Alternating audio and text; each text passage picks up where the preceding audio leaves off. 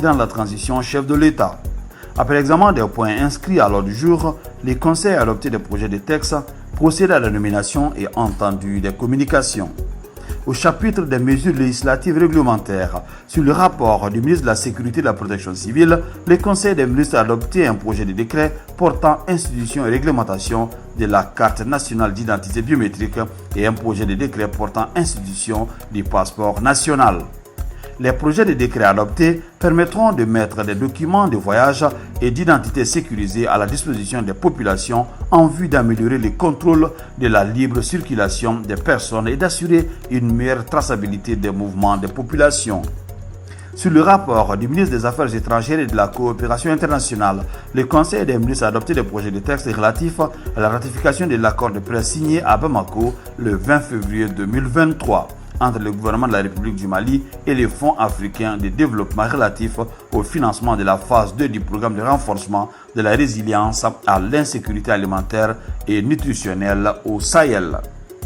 Sur le rapport du ministre de l'Urbanisme, de l'Habitat, des Domaines, de l'Aménagement du territoire et de la population, le Conseil des ministres a adopté des projets de décret portant affectation au ministère des Transports et des Infrastructures des parcelles de terrain objets de titres fonciers, notamment à Kaï, Sikasso, Ségou, Tombouctou et Gao. Parlons communication. Sur le rapport du ministre du Travail, de la fonction publique et du dialogue social, le Conseil des ministres a pris acte d'une communication écrite relative aux documents de politique nationale de sécurité et santé au travail et son plan d'action 2025-2029. L'application de ces textes a permis de réduire le taux des accidents de travail et maladies professionnelles et d'améliorer leur prise en charge.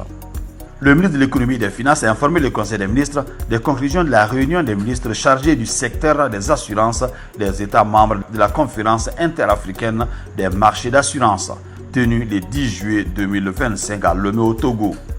Cette première réunion au titre de l'année 2025 a examiné entre autres le compte-rendu des travaux du Conseil du 17 décembre 2024, l'état d'exécution des décisions et recommandations des précédents conseils, le compte-rendu des travaux du comité des experts au titre de l'exercice 2024.